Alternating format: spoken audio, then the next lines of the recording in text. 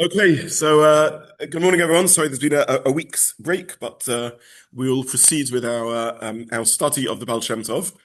What I'd like to try and do is, at least now before Pesach, finish talking about if I'm able to, the life of the Baal Shem Tov himself, and then maybe after Pesach try and look at the development of Chassidus as a sort of a movement, or maybe we'll try and contract it in order to finish.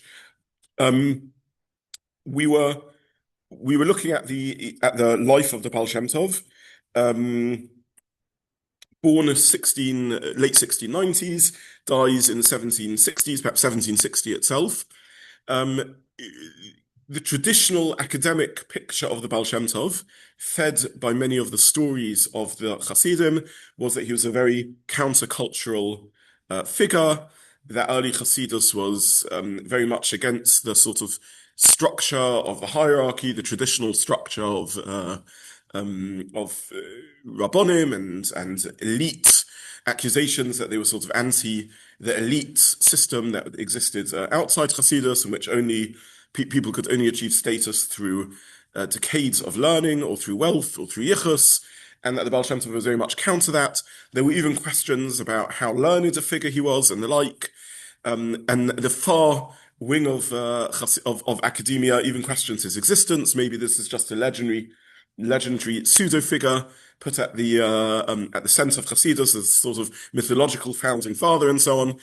All of this, to be honest, should have been seen as ridiculous, and certainly we now know over the work of the last 20, 30 years, figures like Rachel Elior and Moshe Rossman and so on, the academic world has shifted well away from this sort of these ridiculous pictures. We now know that the Baal Shem Tov certainly did exist, which shouldn't be a surprise. And we also know that despite, on the one hand, him being part of the Baal Shem movement, which was a more widespread movement of itinerant Kabbalists, faith healers who used to wander around that region of the East Europe and even into West Europe and offer healing cures and miracle cures and the like.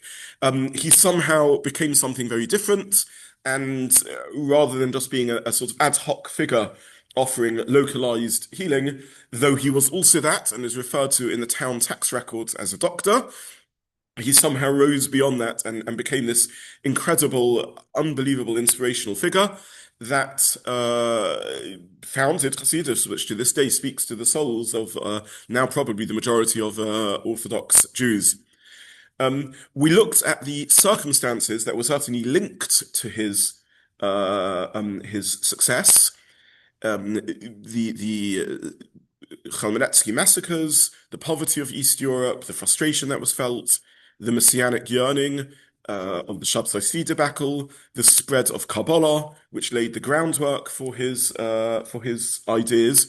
Nonetheless, none of this is sufficient. This maybe is necessary, but certainly not sufficient. It still took the great figure of the Baal Shem Tov to somehow bring together all of this and allow this massive outpouring of energy.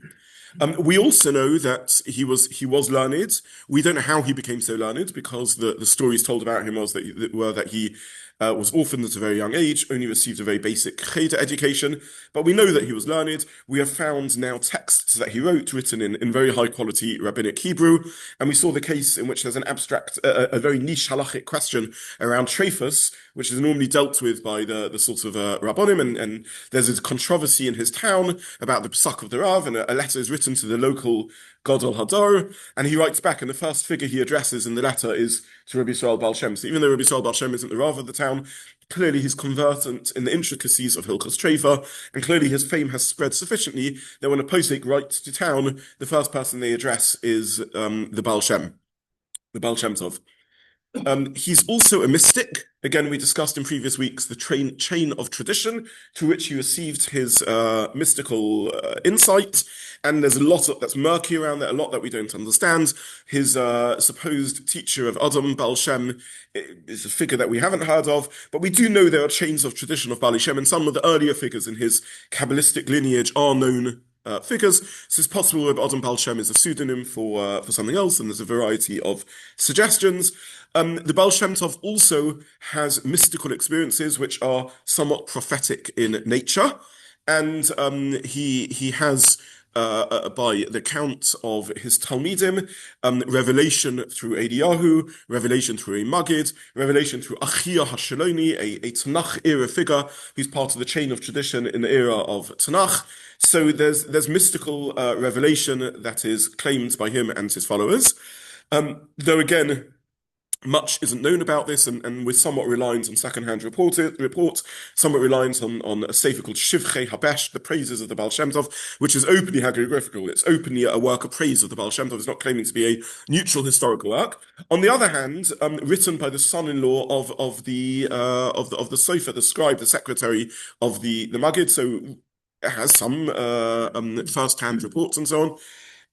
Either way, we're very much in the realm of things that we can only pick up glimmers of and traces of. But something like that is the life of the Baal Shem Tov. In his own lifetime, he attracts a cadre of followers, again, who are part of the rabbinic elite. These are well-known figures. These are rabbonim of towns. These are known Talmidei Chachamim. These are people with positions. These are not ignoramuses. These are not unknown figures. These are mainstream rabbinic figures. And certainly in the Baal Shem Tov's own life, we don't know to what degree he's in any sense coming to reform, create a revolution in terms of the structure of society and create the upheaval that followed. But within 50 years of his death, more than 50% of the population in the regions around him, the Carpathian Mountains, through to Russia, through to the Ukraine, are already Chassidish. So it releases this incredible burst of energy. And he has many first-generation students, of whom two are particularly impactful in spreading the movement. The Maggid of Mezeritch, who is a phenomenal teacher and organizer, and out of whom emerges all the major third-generation leaders. And the Toldos Yaakov Yosef, Rabbi Yaakov Yosef of Panoy, who is a writer who records more than 800 traditions in the name of the Baal Shem Tov. So this is more or less where we were up to. At the end of the last year, we came across a remarkable piece of writing, which both in traditional Hasidic thought and according to academics is authentic. It comes from the pen of the Baal Shem Tov. It is a letter to his brother-in-law, Reb Gershon of Kittov. We already mentioned that the Baal Shem Tov, in his second marriage, married into the elite. We mentioned the Cloys of Brody. Brody is a town in which there is a cloister, literally, the Yiddish word for cloister. It's a kollel of sorts. It's a kollel of Kabbalists and Talmidei Chachamim who are supported, who do not take positions, but they are supported to just learn in this cloistered life, to learn Torah. And he marries a daughter of one of them. He marries into the elite rabbinic families. Again, there are later Hasidic legends in which it said that his father-in-law didn't appreciate him, his brother-in-law didn't originally appreciate him. They thought they were taking a Talmud, a son-in-law who was an Am Haaretz, and only later found out that he was a Talmud Chacham. Who knows? But either way, he is married into the elite, and he is the brother-in-law of Reb Gershon Kitova, who moves to Eretz Yisroel. And he writes back and forth to his brother, and therefore we have first-hand communication with Baal Shem Tov. It's just such an amazing thing. And in his most famous letter, known as the Igeres HaKodesh, he describes a mystical experience in which he has an aliyas neshama, an ascent of the soul. This takes place several times, once on Rosh Hashanah, and he engages in meditative practice and describes moving from heavenly realm to heavenly realm and various spiritual experiences, some of which are somewhat akin to other mystical Jewish experiences of which we are aware. So we have in the Gemara already recorded mystical experiences of Rabbi Kiva and others. We have in the Chassidim Ashkenaz, the mystics of Ashkenaz, various aliyas and neshama, heavenly ascents or soul ascents.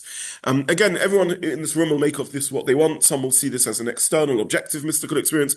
Others will see this as an internal mystical experience. But we're hearing from the mouth of one of the great mystics in Jewish tradition, in which he describes this aliyas neshama. And eventually, and I think with this we concluded the last year, he confronts the figure of Mashiach, and he says, Amos ka'asima, when is Sir going to arrive? When is my master going to come? When will Mashiach arrive? And the answer he receives is, when your Torah spreads, when your secret spread, when your teaching is spread in the world, and your mayanos, the well springs of your thought, your futsu are spread throughout the world. At that point, when others are capable of achieving unifications, yichudim, we'll talk about that in a moment, and then all the clippers, all the shells, the husks will be consumed, and it will be a time of salvation. So this is, I think we rushed through this last bit, so let's just unpick what we see in this letter. So we see the Baal Shem is a mystic. capable of aliyas neshama, of ascending to heavenly realms, and he's happy at least to share this in confidence with his close relative, Reb Gershon Kitova, so by at least now he has good relationships with his family.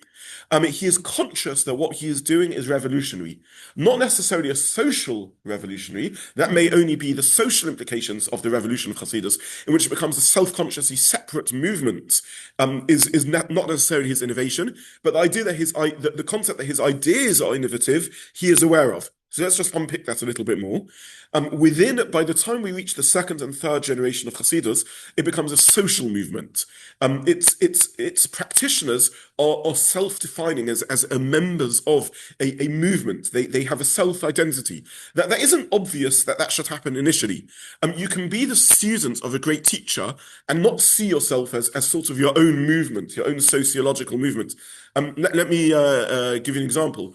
You can learn in yeshiva, you can learn in Gush and be in awe of your great Rebbe of Aaron Lichtenstein. You can learn in Mir and be very proud of being a Talmud of Mir. It doesn't mean you see yourself as part of a sociological movement. You're a frum Jew who learns in this yeshiva. Then you might learn in I don't know, a brisk yeshiva, and you might say I'm a brisker. But you still don't mean that you're part of a sociological movement. Even though you kind of label yourself as a brisker, you mean I'm part of the Orthodox world, and I just have a certain sort of way of thinking and a certain style of training. But you're not part of a separate sociological movement. Chassidus, the students of Rabbi Yisroel Baal Shem, could have just been regular from Jews who were inspired by the teachings of a particular teacher. But of course, that's not the way it played out. And when we look at the development of Chassidus, we'll have to understand why not. But it becomes a separate movement that self-defines itself. It may be that it only becomes a separate movement because of the opposition it faces. In other words, it may be because there's something about Rabbi Yisroel Baal Shem's teachings that disturb the other 50% who don't become Hasidish, that it sort of defines as its own movement. But the fact is, it becomes a sociological movement. We have no evidence that Rabbi Yisroel Baal Shem set out to do that or expected that to happen. We simply don't know. We don't have any evidence that he was trying to create a new sociological movement, and not just any old sociological movement, but the one that aroused enormous controversy and rupture in the sort of traditional life of East Europeans. But what Rabbi Yisroel Baal Shem is aware of, we see from this letter, is that his Torah is revolutionary. He says, my Torah has salvation power to it. My Torah has the ability within it to bring the Moshiach to the world, and Moshiach will only be able to come when my well springs are spread throughout the world. That's his mystical revelation that he's experiencing. That Moshiach is saying to him, your teachings have not Baal Shem type healing power on a local level, but power to heal the world and bring a tikkun to the world and reveal Moshiach in the world. And ever since then, there have been undertones of messianic ferment to Chassidus, a sense of mission, a sense that we have to spread our Torah. Chassidus is in some respects a Kiruv movement at its heart. We think of Chabad as messianic somewhat, and we think of Chabad as a Kiruv movement, but that is there in a nascent form in all Chassidic groups, a sense that what they're spreading and teaching is so beautiful, is so important, spreads such light that it's necessary for the world to receive if the world is going to arrive back at the place it should be. So Rabbi Yisroel Baal Shem is conscious that what he is teaching is revolutionary in the sense that it's vital to the world and it's going to change the world. The second thing that Moshiach says to him in his self-described revelation is that when others are capable of achieving unification. Here let me mention the second doctrine, which we see dates back to the dawn of Chassidus, and this is the idea of a l'shem yichud, or yichudim, or unification. So very briefly, we are all aware that printed in many Sidurim and recited by many Chassidim is the idea that before they do a mitzvah, they recite a l'shem yichud. And in a moment we'll talk about what this means. L'shem yichud, I'm doing this mitzvah for the sake of unification. Now, the idea of meditatively reflecting before you do a mitzvah is a non-controversial idea. It's no bad idea. We should all do that. Before we do a mitzvah, we should reflect upon what we are about to do. In fact, according to the Rishonim, this is the reason for brachas on mitzvahs. Why? I say a bracha on food because I'm grateful for the food. Why am I saying a bracha on a mitzvah? Because I see the mitzvah, something I want to reflect upon before I do it. This is how the Ritva and others explain it. Then there's a hineni muchen mezumen, which again is not so controversial, not particularly controversial. It's a meditative little prayer recited before you do a mitzvah. Hineni muchen mezumen, a kai mitzvah saseh, shasfiras omer. I'm prepared and I'm ready to do the mitzvah say of counting omer, whatever it may be. Again, this is not controversial. The Shem Yichud is reciting a a Kabbalistic prayer, and certainly doing so on a mass level is a Hasidic innovation and controversial. But let's unpick what one is saying when one says L'Shem Yichud. So what one is saying is the following: I live in a fragmented world. I live in a world in which there is disunity. I live in a world in which, despite our knowledge that there is unity, there is one God, nonetheless, I see multiplicity, I see plurality, I see multiples. I don't see a unified world. I see a world which seems to be pulling in many directions. There's good and bad, there's positive and negative, there's light and dark. I'm living a life which seems to contradict our claim of unity. And there are Kabbalistic practices called miyachid yichudim, in which Kabbalists used to engage in forms of meditation and forms of spiritual practices and recitation of Kabbalistic words and Kabbalistic names and the like, Shemus of HaKadosh Baruch Hu, names of God. And in all of those, they are miyachid yichudim.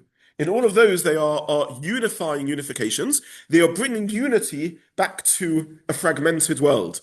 And Moshiach is turning to the Baal ShemTov, and he's saying, I will come when your teachings are spread, your foot to mine and when others are capable of achieving unifications like you. So we see that very early in the Hasidic movement, already in the thinking of the Baal Shem Tov, he has a sense of mission to spread Kabbalistic practices throughout the Jewish world. So Kabbalah is going to go from a unique practice of an elite into widely spread, commonly spoken about ideas. And this is a feature of Hasidus again to this day. So this is a second innovation of the Baal Shem Tov that dates back to the dawn of Chassidus. It clearly isn't a later innovation. And more than that, it seems that he has a unique path of miyachid yichudim. There's something in this unification rituals that is an innovation of the Baal Shem, because it says that people are going to be capable of being miyachid yichudim like you do. So we're going to have to understand what is unique about the Baal Shem Tov's method of miyachid yichudim, of unifications, that allows it to become a mass phenomena.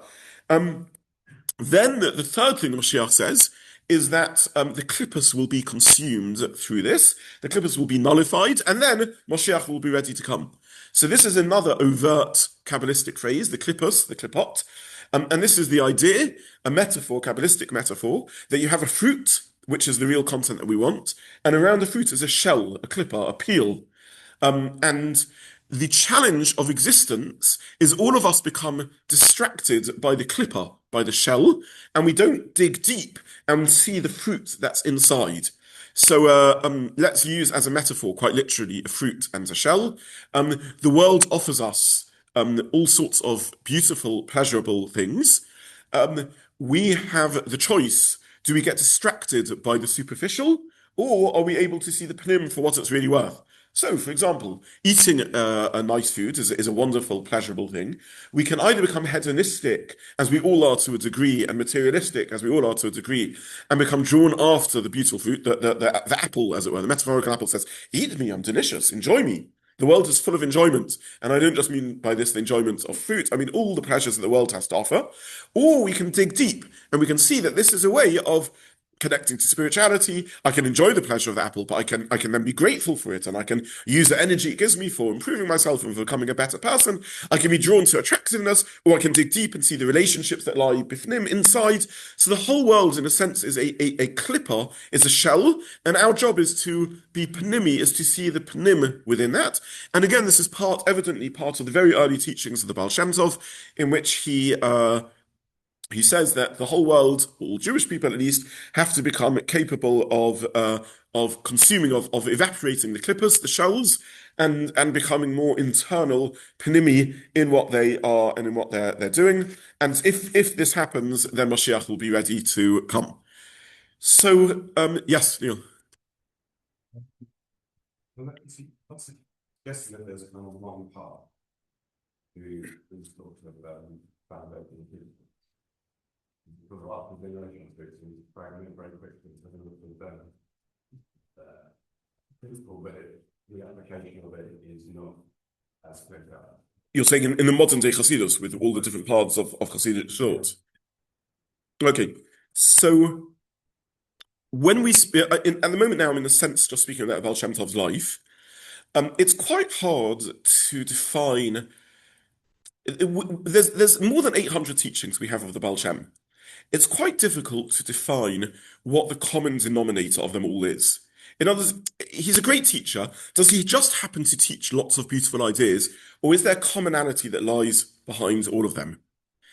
That's a question around the Baal Shem himself. When we get to Hasidus and the modern day Hasidic groups, we also have to ask ourselves the same question: is there really a commonality behind all of them, or beyond the self-definition of Hasidic, how similar are they really? What is the most we can say about them, that they are simply groups of Jews who feel inspired by the teaching of the Baal Shem, or is there still some common denominator that can define Chassidus as a movement? What does it mean to be Chassidish? Does the average Chassid in the street, to what degree do they really understand the teachings of the Baal Shem Tov and live by that inspirational message? And it's not an easy question to answer. It's a very, very difficult question to answer. I'm going to attempt to try and draw out some threads of Chassidus based on my own reading, my own understanding, my own learning of Chassidus, and based on academic work around this. But it's very, very difficult to answer the question. To what degree is a Satmar Chassid and a Lubavitch Chassid really similar? Or maybe they're completely different. It's not a simple question to answer. Or maybe the best we can say is they are all simply self-defined as a movement inspired by the teaching of the Baal Shem Tov. And maybe that's the most we can say, in which case, given that the Baal Shem Tov says 800 teachings, maybe some are drawing from, this sphere and some are that sphere. And maybe on a Venn diagram level, there's little overlap or zero overlap. All of this is possibility. So this is very, very unclear. To what degree did the Baal Shem Tov himself develop as a thinker? Maybe some of the teachings that we have are from his earlier thought and some are from his later thought, and maybe they're not all even consistent. People go through journeys in their own spiritual and intellectual lives. This is a major mess, and I'm not going to be able to offer complete answers. I'll try and share my own thoughts about this, but there's no doubt that there's something about his teaching that speaks to people's neshamas in a remarkable way. And let's try and dig and see if we can at least get some trace of what that was. And I'm going to argue that trace is what is a commonality between all Hasidic groups. Yeah. So the second and third point made to the Shem describes his experience as Kurdish. About unification of God's name and the concept of people, and those being critical to bringing on Mashiach. Were those innovative, or is he just bringing them to the fore prior teaching? No, they are innovative, and we're going to see that. We're going to see that these are innovative. I'm going to argue that I'm going to argue several things. The Baal Shem Tov is certainly a popularizer of Kabbalistic concepts. I'm going to argue that he's a revolutionary in how he sees Kabbalistic concepts. He takes the Kabbalistic concepts of Arizal and gives them a twist, and morphs them into something very, very different. And it's that people found so exciting. And I'm going to argue that traces of that remain in all Hasidic movements ever since. That's the commonality. But all I'm doing at this stage is saying that in the very letter of the Baal Shem Tov, however you make sense of an Aliyas Neshama and this mystical experience, the Baal Shem Tov is telling us something very personal about what he sees as his mission. And therefore, this should be seen as in a sense, the mission statement of Chassidus. Is the Baal Shem Tov himself speaking, and he's saying, all my 800 quotes that my Talmidim are going to print in my book, no one says that you have to know all 800 of them. Mashiach didn't say to me that your mission will have been done once everyone knows, your thousands of teachings. Mashiach says once people are able to be miyachid yichudim, and your teachings are spread, and they're able to remove the clippers, then your mission will have been done. So it's giving us some key as to what the core mission of Chassidus is. Let me just try and mention a couple of other aspects around the mystical teachings of the Baal Shem Tov, and then we'll try and look at some of what his teachings actually were. And again, I want us to hold off. We're not yet talking about a movement that is controversial. We're not yet talking about a sociological movement, a revolutionary movement. That will come in the second and third generation of Chassidus. For now, we're just learning the pristine ideas of a great teacher and thinker and mystic. Yeah. He said a little about Yichud. Yes. Yes. We'll come back to clippers later. Yeah, I hope even this year we'll talk a little bit more about them. But basically, it's the idea that everything in existence has a husk or a shell, meaning to say that at first glance, One way of thinking about good and evil is that evil is always the superficial and good is always the pnim, the inner content. So let's just take five examples, three examples. The first glance of what I see in someone is I see their externals. Now, part of human nature is that we are drawn to the external appearance of people. I dig deeper and I remember this is a wonderful, vibrant human being with feelings and emotions and a mind and a personality. And then I'm drawn to connect to that. That's already pnim. That's hopefully a healthy relationship. Someone irritates me. My first reaction is anger. What is anger? Anger is always a destructive force. They deserve to be destroyed. That's really what I'm feeling when I'm angry. Right? I'm frustrated with them. I want to destroy the person. That's my first thought. Why? Because they are blocking me. And how dare they block me? I am God. Who are they to get in my way? I am me. I am superficially the most important person in my universe. There's no escaping that. I experience the whole of life through myself and through my own perceptions, and I always experience my own perceptions more profoundly and more in a more real way. Everyone else is on some level an illusion to me. I don't know the pnim of their life. I don't take their feelings and their sentiments and their dreams and their aspirations and their pain as seriously as I instinctively take my own. Instinctively, an important word. My first glance, I pause, I hesitate, I think a little bit more carefully, and then I discover, oh, 1 minute, this person is a human being with feelings and emotions. They made a mistake. I also make mistakes sometimes. Maybe they didn't understand the situation. Maybe there's a communication problem going on over here. Maybe they've been through their own difficult day. Maybe they've been through their own difficult life. So I'm digging deeper. And so all good can be thought of as digging deeper, and all evil can be thought of as the husk and the shell and the first superficial glance. And our job in life is always to dig deeper in order to arrive at the blim. My laziness and my selfishness, again, I see my own needs first. And now I have to dig deeper and realize the needs of others, dig deep to begin seeing in a real way the needs of others. These things are not easy to do. These are challenging to do. And our life is a mission of working on that. I'll share a personal story many years ago. No, a shameful story, not a good story at all. But it was a moment of epiphany in my life in which I realized I'm a lot less of a nice person than I like to imagine. This was at a ShemTov many years ago. And did I share the story ever? Ever share the story? And I was sitting at one end of the table talking to the Baal Simcha, whatever it was, and at the other end of the table, someone opened a bottle of Coke, and the Coke had obviously been shaken or something, and it sprouted out, and it went over some poor fellow's jacket and hat. And I remember feeling sorry for the person, and also finding it faintly amusing. I'm sharing the truth of the story. I felt sorry for the person, but it was also slightly amusing until I realised it was my hat and jacket. At which point it ceased. At which point it ceased to be amusing at all. And this moment struck in my life. It's not that I was a horrible person. It's not that I would have wished this on anyone. God forbid. Of course I wouldn't have wished this to happen. But again, I know when you hear the story, you think what's amusing about it. It was a little bit funny. It was just a little bit funny, and you sort of feel sorry for the person, and it's also a little bit funny. And then you realise you inside us is a profoundly self-centered person who's capable of seeing funny in what's happened to someone else. And when it's one's own, one stops seeing that fun.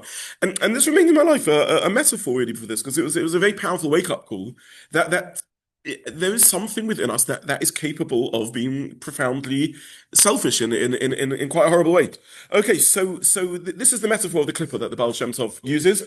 I'll come to it. It's not the Baal Shem Tov's own metaphor; it's a Kabbalistic metaphor. But he takes all these ideas in a very, very interesting and profound way, and arguably in a very troubling way. That's the controversy around the thought of the Baal Shem Tov. Yeah. So the clippers also could be non-Jewish people who are the goodness in each place or everywhere in the world that they were spread over from the time of Har Sinai, and when their neshamas and all the good of these places come in, they seem to. So this is a different Kabbalistic idea. They're not clippers. No, this is nitzotzis. This is sparks. So this is a different Kabbalistic idea, which isn't mentioned by the Baal Shem Tov in his letter. The Chassidim do talk about it, the concepts of nitzotzis or sparks, but we'll come to that later because he doesn't mention it in this letter over here. Okay. I'll just conclude in terms of speaking about Baal Shem Tov before we come to his ideas, that we have many other traditions of mystical experiences of the Baal Shem. Many of these are difficult to know and to authenticate, but I'll share perhaps the best authenticated ones of the Baal Shem Tov. The Baal Shem had other mystical experiences he described, and I'll share one of them, which connects to our Morocco trip, actually.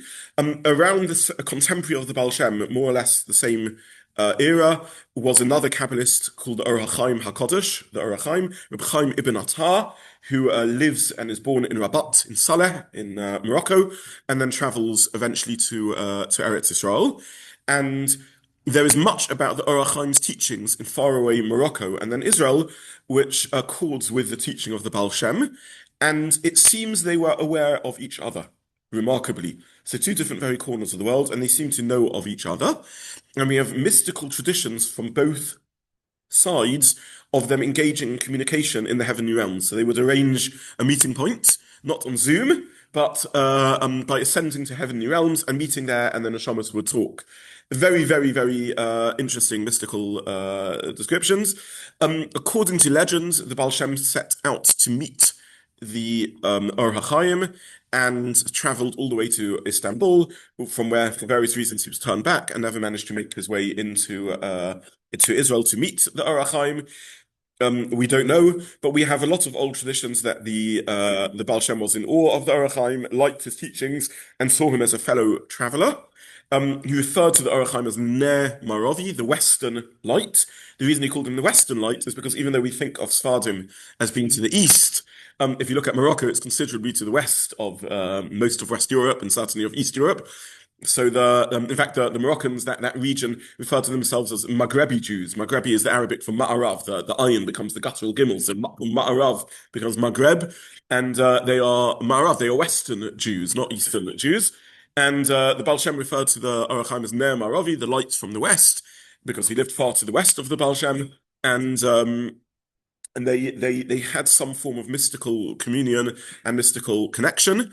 There is an oral tradition in the Hasidic world that one Su'ut of Shlishit, the Baal Shem said, "Oy, the Ner Maravi has been extinguished, the Western light has been put out." In others, the Or HaChaim has died, and later, indeed, we know that Or HaChaim died at Su'ut of Shlishit time on a Shabbos. And they asked the Baal Shem how he knew, and he said, because there are various mystical secrets which are only entrusted to one person in each generation, and I've certainly become aware of them, and it can only be that I was entrusted with them if the Or HaChaim had died and therefore no longer knew these secrets. So I'm simply saying this is a movement fused in mysticism and the like in a very, very interesting way. And the Or HaChaim is still learnt by Chassidim to this day significantly. Everyone learns the Or HaChaim, but Chassidim are particularly fascinated by it. And in many ways, they treat the Or HaChaim as an honorary Chassidish Rebbe. So they'll sort of treat him as part of the canon of Chassidus, even though he comes from a very, very different world. And one of the things maybe we'll get a chance to speak about, maybe not, when I talk about, I wanted to discuss this in Morocco, but I didn't have time, I ran out of time. What part of what happens to the second and third generation of Chassidus is that there is opposition to Chassidic ideas in the Ashkenazi world, spearheaded in particular by the towering figure of the Vilna Gaon, but by many others also. And Chassidus meets resistance, and you end up with two worlds, a non-Chassidic world and a Chassidic world in the world of Ashkenaz. In the Sephardi world, where at similar times, in some ways, similar ideas are arising, the Or HaChaim and others, there is no focus of opposition. And one way of viewing Sephardi history is that, in a sense, all Sephardim become Chassidish. By that I mean that the Kabbalistic popularization of Kabbalistic practices takes over the whole Sephardi world, more or less, without opposition. And it's only in the Ashkenazi world that you have resistance to this. So, again, this is more complicated than I'm able to say in one moment, but that's one way of looking at Sephardi history, that you have similar phenomena of the mass spread of Kabbalistic ideas without opposition, and therefore it never becomes its own movement in a sense. It sort of takes over the Sephardi world.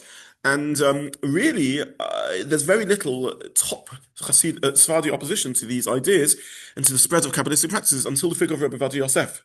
So you can argue that Rabbi Yosef, in a sense, in some respects, is the first Litvak in the Sephardi world, who is in some ways trying to say, enough. We've become embedded Kabbalistic practice in our tradition, and we need to, in some ways, go back to in some respects, again, this isn't about belief in Kabbalah or not belief in Kabbalah. The Vilna Gaon believes in Kabbalah. It's a question about to what degree should Kabbalistic practices take over the whole of Jewish life, and to what degree should it be just one area of intellectual study and so on. And in a way, Rabbi Yosef is part of that, is perhaps the first senior figure in some respects, is conscious about halacha becoming changed by Kabbalistic practices and creates opposition to it. Sorry, yes. Individuals, absolutely not in the caliber of Rabbi Yosef, who were more rationalists from the Yeah. from the North African Yeah. as well. There are little figures, no one as prominent as Rabbi Yosef. I don't mean little; these were magnificent people and great Talmidei Chachamim. But there's no one who ever achieved that level of seniority, in a sense, as the world class posek that the towering figure of Rabbi was. And I know that probably everyone sitting around this table is thinking, really, is that Rabbi and such a complex Rabbi? Maybe actually we should do a series on Rabbi Yosef also. It'd be fascinating to do a giant of a person, but very, very complicated. But in this respect, you could call him a Litvak in that sense. Yeah, he wouldn't be happy if he knew that I was calling him that. But yeah, That would be starting where might accept it when it comes to it, and is everyone comes to it for elder would dominate in the same way. I don't think it's as simple as that, because the Ashkenazi world is also fragmented and spread through many countries. So I don't think it's as simple as that. The Ashkenazim are helped by the printing press. So the printing technology originating from Spain and Italy and the like, but by the time we come to later generations, Western Europe has superseded and overtaken the Western world has overtaken the North African and Middle Eastern world. So in some ways, the Ashkenazim are helped by the printing press, but the Jews are always communicating with each other. By the way, the spread of Chassidus is helped by the printing press also. So one of the, I don't know if I mentioned this when we were talking about the sociological conditions that laid the groundwork for Chassidus, but Kabbalistic works are suddenly available and printed. They're not just being passed around in very scarce Kabbalistic manuscripts. And Chassidus, the early Chassidic leaders, realized the power of the printing press very early. So in the same way as perhaps we could say in more recent times, Chabad embraces technology probably ahead of any other sector in the Jewish world. It's very, very interesting. Certainly in the Orthodox world, but even in the non-Orthodox world, there's no movement that embraces technology as quickly as Chabad does. And they are broadcasting satellite talks of the Rebbe very early. They're videoing him and spreading the video discs, cassettes long before discs around. And then they go online very, very quickly. They are the first to establish online schools and online resources, the first Jewish websites for Chabad and so on. So the Hasidic world are the first to realize the power of the printing press to spread Torah also. So it cuts both ways. Yeah. Yes. Yeah. Baghdad, but much later. Yeah. Ben Ish is a later figure. Kaf HaChaim, a later figure. But I'm talking about contemporary of the Baal ShemTov. The Or HaChaim is the contemporary of the Baal ShemTov. Or HaChaim is the teacher of the Chidah. He's another spread of Kabbalistic ideas and so on. It's again, I should keep a list of people I say we should speak about, but we should all these figures deserve so much time and input. Okay, let me try and just share. Yeah, we've still got time, so I'm going to try and dip our toes into what I think. I'll give the headlines and then I'll try and give some examples. I think that I'm going to argue that the Baal Shem Tov is spreading a version of Kabbalistic ideas that has at its head, at its source, a unique feature, and out of that emerges two or three other developments, one of which will be familiar to everyone, but one of which almost certainly isn't familiar to people. So the Baal Shem Tov starts with basic Kabbalistic ideas, including that God. Okay, we have to start quite philosophical here, I'm afraid. There's no way of ducking this. God is one. We all agree on that? Hopefully. Okay. Shema Yisrael Hashem Elokeinu Hashem Echad. Okay. Yes. Okay. God is one. What do we mean when we say God is one? So at first glance, you could simply say there is only one God. There's only one God. There's not five gods. There's one God. Now, in that understanding and translation, I might also be able to point to, I don't know, a unique picture. I could say the Mona Lisa is one, right? There's only one Mona Lisa painting in the world. So the Mona Lisa is one also. But we mean more than that when we say God is one. The philosophers taught us to understand that when we say God is one, we mean he is completely one. He has no parts. He's complete unity. And we've discussed this at length in this Sunday morning series. This table is one in the sense that there's only one. This particular table is one. It's not many. It's just one. However, there are lots of tables in existence. With God, we mean he is one in the sense of there's nothing else of his class. So the Mona Lisa is one because there is only one Mona Lisa. This table is one in a less one sense because there are many tables, but it's still true to say that there's only this one table. So this table is one. But no, God isn't part of a class. There's lots of tables. No, there's only one of God. More than that, the Mona Lisa is one. There's only one Mona Lisa, but it's still part of a class of pictures. There are many pictures and drawings around. More than that, it's a class of material objects, of which there are even more material objects, and so on and so forth. When we say God is one, we don't just mean he's one in the sense that there's only one God, like there's only one table over here, or there's even only one Mona Lisa. We mean he isn't a part of a class of beings in any way. We also mean he's one in that he can't be cut up into pieces. So this table has a plurality, a multiplicity associated with it, in the sense that it has different parts. It has a tabletop, but it's also got legs. It's got 4 legs in the case of this particular table. Even if it only has a tabletop, it's got the left side of the table and the right side of the table. I can slice it into pieces. And when we say God is one, we mean he is unsliceable also. He's complete unity, and we've spoken about this. And from this you get the whole Maimonidean doctrine that we're unable to describe God in any way. We spoke about versions of this already inherent in the thought of Rav Sadigan when we were dealing with the Gaonim. You're unable to describe God in any way. He has no spatiality, no material existence. The Rambam sees that as all inherent in God being one, because as soon as something is material or spatial, then there's parts to it, and so on and so forth. The Kabbalists take this idea further, and they say something which won't sound controversial to anyone here in the room, but has certain controversial features or aspects to it.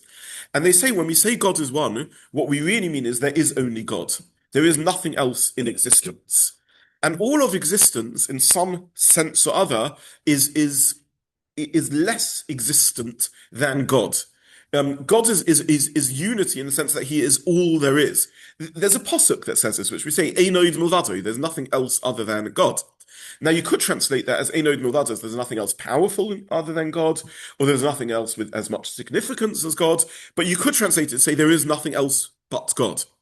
And here we're entering the realm of the mystic. So again, let's just pause for a moment.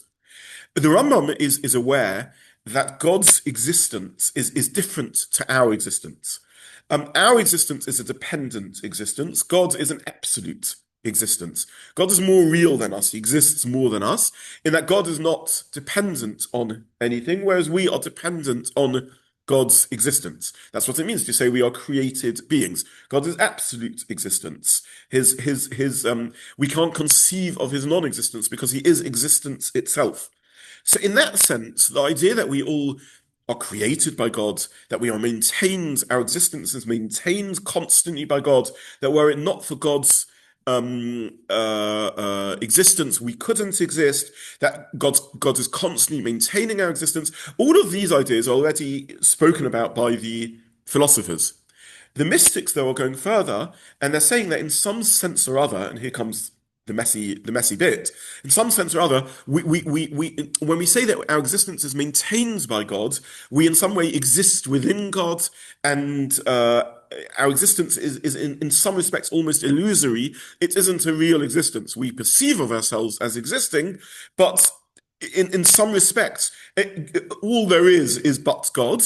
And one way, in a sense, if you like, of thinking about human struggle between good and evil is, do we see ourselves as independent of God, as little gods, or are we willing to, in a sense, submit humbly and recognize our non-existence with respect to God? If you like, one way of saying this is that the philosophers talk about creation as yesh me'ayin, something from nothing. The Kabbalists speak about creation in some respects as ayin miyesh, nothingness from something. All that really exists, the only yesh, the only existence is God, and we are, in a sense, nothing. We don't really exist. Einoid milvado, there's nothing other than God, and we need to become more aware and more present in that consciousness. Now, if we don't probe this idea too deeply, I think most of us will say, yeah, I mean, that's what all Jews believe. Like, yeah, we realize that our existence is built on God's existence, and in some sense, he maintains us the whole time, and we exist through his grace and so on. And none of that is controversial.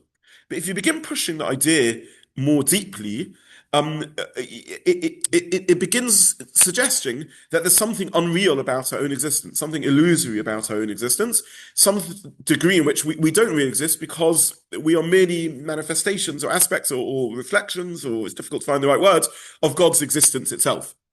Now, taken to the most extreme, you have versions of Far Eastern philosophy that go all the way in this, and these are pantheistic philosophy, in which they say all is God. And you will even hear in certain Hasidic texts words like that God, alles ist Gott, everything is alles ist Gott, everything is God. And taken to the extreme, one ends up with a very problematic theology. In a few minutes, we'll go to the extreme, but for now, I don't yet want to go to the extreme, and I just want to look at the moderate version of that. All I want to say for now is that if you begin pushing this line of thought further, you end up as a different sort of human being. You end up as a mystic. Mystic, we haven't defined the term mysticism much, but ultimately at the heart of mysticism is the belief that humans can somehow unify themselves with the divine, getting back to that word, that somehow one can have experiences in which one's holistic sense of self, one's whole psychology, one's whole consciousness is God aware and suffused with godliness. And this is the world that the Baal Shem Tov lives in and thinks that all Jews can, in some particular shape or form, live in. A world suffused with divinity, a world in which you see everything as radiating the light of the divine. So I have here a cup. This isn't a mere cup of coffee. This is radiating the divine. The divine light shines through it in a very powerful way. Now, again, you can kind of say that without being a mystic. You can say this is a cup. The cup is there to serve me as a human being. It's there to give me coffee, which helps me have a bit of caffeine high, which helps me give hopefully a better share instead of a more overtired share. And I'm using it to serve God. I'm having a drink, which helps to hydrate me, and that maintains my life, and then I can do good things with my life. So in that sense, everyone sees all of physical existence as a keli, as a utensil, as a vehicle to serve God. But the Baal Shem Tov sees this as a consciousness experience, a mystical experience. All humans need to be mystics in Baal Shem Tov's thinking. In the letter of the Baal Shem Tov, I missed out one word, that not only does Mashiach say to the Baal Shem Tov that everyone has to be capable of being Miyachid Yechudim, he says everyone has to be capable of doing an Aliyas Neshama like you are. So the Baal Shem Tov has a vision in which the whole Jewish people are a nation of mystics, are a nation capable of living with such God consciousness in their life, such an awareness of God in their life, that they see everything as a manifestation of the divine. Now, again, the philosophers are aware of these ideas. The Ramah, the Mor Nevuchim, it says that in some sense you can say the whole of Judaism is about Shivisi Hashem lenegdi tomid. Awareness of God in front of me the whole time, to live with God consciousness, to live with an awareness of God. The Ramah, Ramosha Isinis in Krakow, who co-wrote the Shulchan Aruch, and we spoke about him, opens Shulchan Aruch with those words, that the purpose of existence, his first footnote, as it were, on Shulchan Aruch is, Shavis Hashem lenegdi tomid. I'm about to write a work full of nitty-gritty halachic detail. I want you to know there's something bigger behind it, which is Shavis Hashem lenegdi tomid, the awareness of the presence of God. Of course, the Rambam lived with an awareness of God in his life, but the Baal Shem Tov means this in a consciousness state, in a state in which, in a sense, you don't see anything other than God. So this is an argument. The Baal Shem Tov is pushing that all Jews can become mystics. That to be Jewish is to be living in a mystical state, in a mystical state of consciousness, in a manner akin to how he is living. It's a remarkably ambitious project and a remarkably profound spiritual mission. Now, again, any motivated, thinking, engaged, authentic Jew should have some quasi-mystical experiences. The Rambam describes, in a sense, something very, very similar to the experience of the mystics. The Rambam describes Yiras Elokim and Avas Hashem, and he says that the love of God is he describes it personally, actually, his own experiences. It's like being drunk with love. You're just overwhelmed with this sense of love. He describes in his Mishnah Torah how you feel awareness of being in the presence of God, and you feel this intense longing and presence, And then you feel almost a sense of fear and awe, and you're thrown backwards in a sort of awareness of the gap and the distance between you and God. And this language of that sort of tension of hovering between immanence and transcendence and closeness and distance is very, very similar now to the language used by all mystics across the Jewish tradition and the non-Jewish tradition, and that sort of tension in which humans find themselves.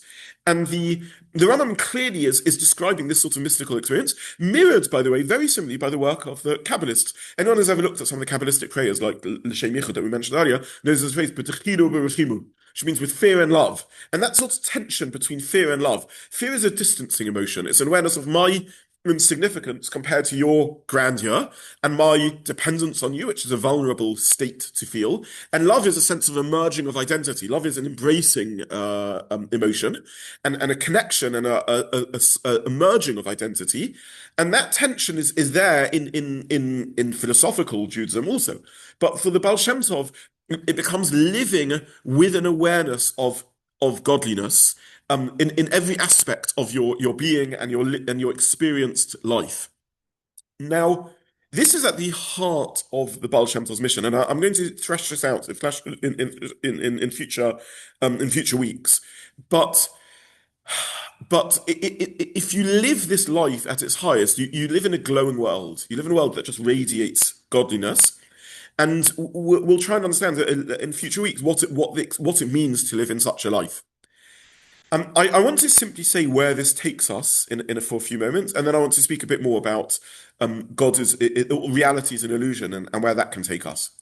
So there's a number of points here that come out.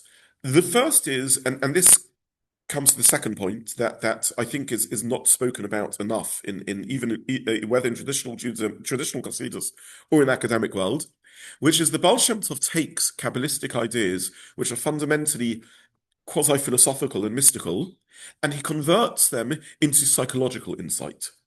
Because if we are expected not just to learn Kabbalah or to know it as an abstract system, but to live it, then it needs to be a psychological system. It's a system that molds consciousness and molds sense of self and how we experience the world. And to my mind, the biggest building block of Chassidish Torah is taking Kabbalistic ideas and psychologizing them, making them offer psychological insight. So this is the second building block of Chassidus, of which almost no one speaks about. The third element of this is, if this is to be a lived experience, it needs to be sociological. And this everyone is aware of. That Chassidus is a sociological movement in which people form clusters and groups of fellow travelers, and they feel a very, very strong sense of kinship, of brotherhood, of connection to each other. We're talking about males over here, of connection to each other.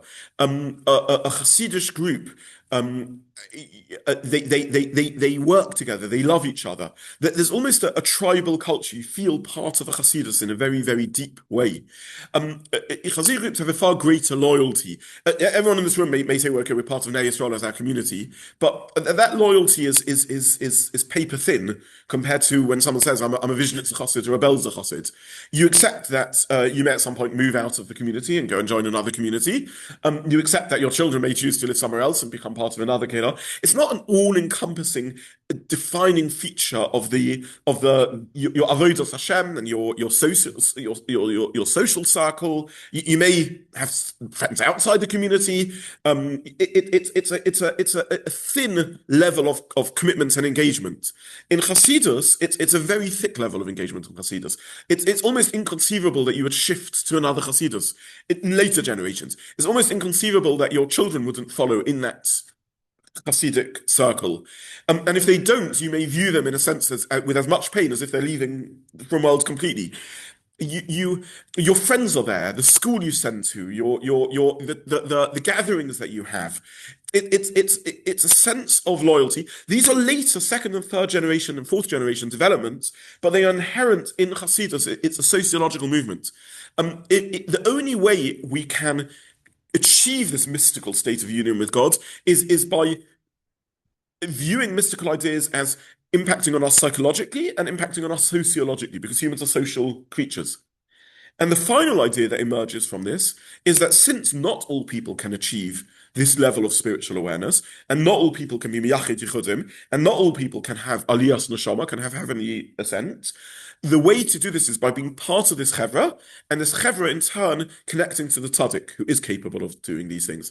So from this emerges the Chassidish doctrine of the tzaddik. Again, I want you to understand, the tzaddik isn't just the Rav of the shul. He's the Rebbe, he's the teacher. He's your mentor. You feel a love towards your tzaddik. He has the responsibility of caring for you, and you have the responsibility of caring for him. Your spiritual growth is dependent on your connection to him, and his spiritual growth is dependent on his connection to you. The tzaddik is the root and the tziner and the pipe through which my divine connection ultimately draws its energy. And again, this is a later development in Chassidus, but in some respects, it's inherent in this mission statement of the Baal Shem Tov. Okay, I'll take in 1 second. So just to summarize, the Baal Shem Tov has an ambitious mission statement. It's a statement in which mysticism becomes the norm for Jews. On the highest level, that all Jews can be Miyachin Yichudim, and that all Jews can have Aliyas Neshama, that all Jews are aspiring to some sort of union with the divine. Behind that lies a mystical philosophy in which God is everything. Behind that lies a unique Baal Shem Tov vision in which everything radiates the light of the divine. And out of that eventually plays, already in the Baal Shem Tov's thinking, a psychologizing of Kabbalistic ideas, and in later generations, a sociologizing of the Baal Shem Tov ideas. And it's in that, and from that the Chassidus developed as a sociological movement. What we'll have to understand next week is the extreme dangers in this view of the world, this mystical view of the world, because pantheism is profoundly a non-Jewish idea, and we need to explain why it's in opposition to Judaism, why the Baal Shem Tov arguably meant something more subtle known as panentheism, but why he was either misunderstood or at least aroused controversy because of the similarity between the two ideas, and why the later sociological changes also led to opposition. Sorry, yes.